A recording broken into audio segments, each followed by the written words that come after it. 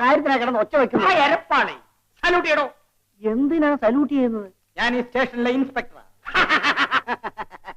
എന്ന് മുതലേ? അത് ഓർഡർ വന്നിട്ടേ പറയാൻ പറ്റൂ. സർക്കാർ തലകുത്തി നിന്നിട്ട് ഇവിടെ ചാർജ് എടുക്കാൻ ഒരു ഇൻസ്പെക്ടറെ കിട്ടിയിട്ടില്ല. അവസാനം എനിക്ക് പ്രൊമോഷൻ തന്ന് എന്നെ ഇവിടുത്തെ ഇൻസ്പെക്ടർ ആക്കാനാണ് തീരുമാനം. ഇതാരാ പറഞ്ഞത്? ഒരു കൈനോട്ടക്കാരൻ. എന്നാലേ അവനെ കൊണ്ട് സാറിന്റെ ആയുസ് രേഖയും കൂടെ ഒന്ന് നോക്കിക്കണം. ഒന്നും നോക്കാനില്ലടോ. ഞാൻ ഇവിടെ ഇൻസ്പെക്ടറായിട്ട് ഒരു വിലസ്. സന്തോഷം.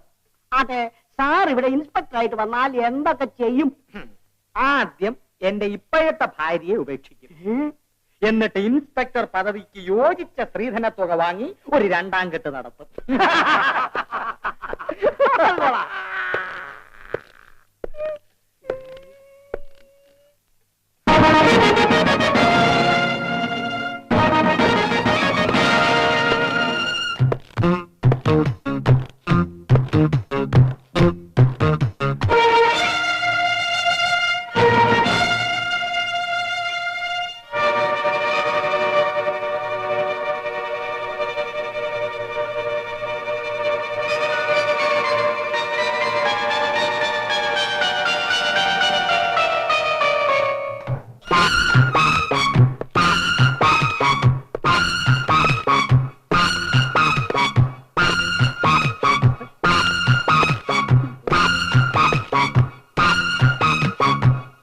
ഞാനാണ് റൈറ്റർ ഫിലിപ്പ്. അല്ല റൈറ്റർ ഫിലിപ്പ്.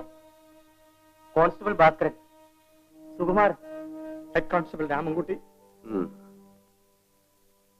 ഞാൻ ഇന്നു മുതൽ ഈ സ്റ്റേഷനിൽ ചാർജ് എടുക്കുകയാണ്.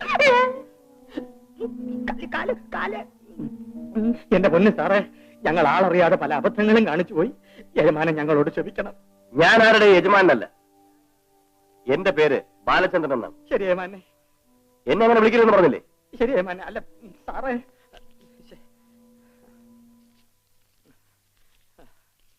എന്തായത്? ഇന്നലെ അങ്ങ് തന്ന കൈക്കൂലിയ. ഇത് അവസാനത്തെ കൈക്കൂലിയായിട്ട് തന്റെ കയ്യിൽ തന്നെ ഇരുന്നോട്ടെ. ഞങ്ങളുടെ പേര് നടപടികൾ എടുക്കരുത്. നിങ്ങളെ പല നടപടികളും പഠിപ്പിക്കേണ്ടിയിരിക്കുന്നു. ആട്ടെ, ഇവിടെ ഇപ്പൊ എത്ര പേർ ഡ്യൂട്ടിയിലുണ്ട്? എത്ര പേർ ഡ്യൂട്ടിയിലുണ്ടെന്ന്? പലരും ലീവ് എടുത്ത് മുട്ടയടിക്കാൻ പളനി പോയിരിക്കുക. ഇതൊരു പോലീസ് സ്റ്റേഷനാണ്. സംശയം ഉണ്ടാകാതിരിക്കാനാണ് പുറത്ത് ബോർഡ് എഴുതി തൂക്കിയിരിക്കുന്നത്. വലിയ ബോർഡ്.